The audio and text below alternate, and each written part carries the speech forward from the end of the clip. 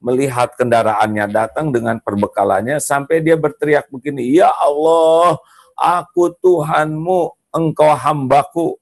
Saking gembira sampai terpeleset kata-katanya yang sangat fatal. Itu menunjukkan kegembiraan yang luar biasa. Nah, Allah itu lebih gembira lihat orang yang tobat. Tidak ada yang lebih pahit dari berharapnya hati kepada Allah. Allahumma aftah lana hikmataka ya Allah.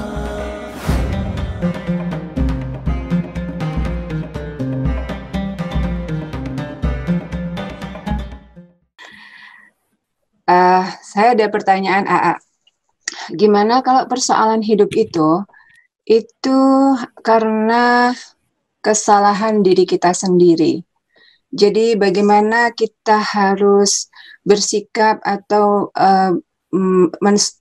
menyalahkan diri kita sendiri?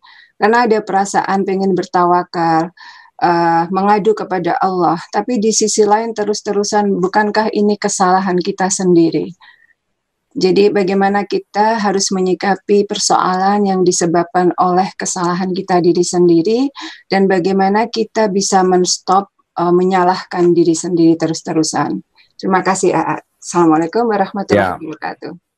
Waalaikumsalam warahmatullahi wabarakatuh. Innallaha yuhibbut tawwabin wa yuhibbul mutatahhirin.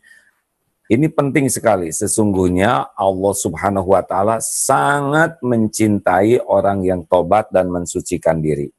Sampai diisyaratkan kalau orang tobat itu seperti ini. Hadis ini sahih. Ada orang yang ke padang pasir membawa kendaraan, lalu untanya itu dengan perlengkapannya kabur. Dicari tidak berjumpa. Sampai dia putus asa, sampai dia istirahat, sudah pasrah. Udah deh, kalau begini saya bakal mati di padang pasir ini. Sedang berteduh di bawah pohon kecil, tiba-tiba untanya itu datang lagi. Dan dia gembira luar biasa melihat kendaraannya datang dengan perbekalannya. Sampai dia berteriak begini, "Ya Allah, aku Tuhanmu, engkau hambaku." Saking gembira sampai terpeleset kata-katanya yang sangat fatal. Itu menunjukkan kegembiraan yang luar biasa. Nah, Allah itu lebih gembira lihat orang yang tobat. Dan luar biasa ini perumpamaan ini, makanya jangan anggap remeh orang-orang yang bisa bertobat. Nah, syarat tobat itu adalah mengakui, jujur mengakui kesalahannya, dan sangat menyesali lalu mohon ampun. Dan berbaik sangka akan ampunan Allah, lalu dia berhenti dari perbuatan buruknya dan memperbanyak perbuatan baik. Jadi kalau kita melihat dosa kesalahan kita sendiri, itu tujuannya adalah untuk memohon ampunan kepada Allah.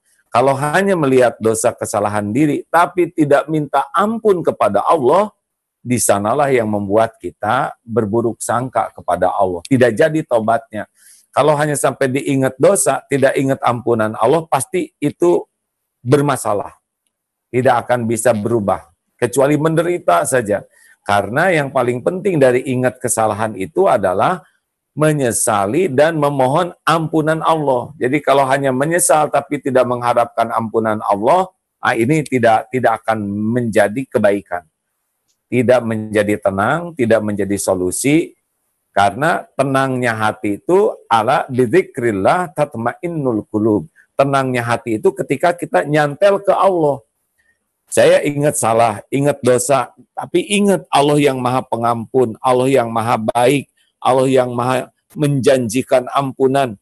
Nah, ingat kesananya lah yang membuat kita bisa mohon ampun dan jadi tenang. Jadi orang ingat dosa itu bisa menangis, tapi ujungnya jadi tenang karena oleh Allah dihibur, ditenangkan. Tapi kalau ingat salah, tidak ingat ampunan Allah, tidak minta ampun ke Allah, tidak bisa tenang. Jadi harus kembali ke Allah. Masya Allah, jazakallah khair. Terima kasih banyak. Ya, sama-sama. Alhamdulillah. Makanya istighfar Rasulullah tanpa dosa saja 70-100 kali, apalagi kita nih. Ini Ramadan ini harusnya astagfirullah, lihat anak astagfirullah. Pokoknya jangan sibuk nyalahin orang lain, tapi ini kesalahan saya yang harus saya tobatin, saya perbaiki. Dan berhenti itu ya berbuat jeleknya dan move menjadi lebih baik. Yang tadinya ngomong jelek, berhenti ngomong jelek, istighfar, banyak bicara baik, banyak baca Quran. Yang tadinya harta kita kurang bagus, berhenti cari yang tidak berkah, kemudian banyak sedekah. Begitulah, gantikan keburukan dengan kebaikan. Itu bagian dari yang menguatkan dan menenangkan hidup ini. Insya Allah. Ya, makasih. Terima kasih banyak, AA. Alhamdulillah.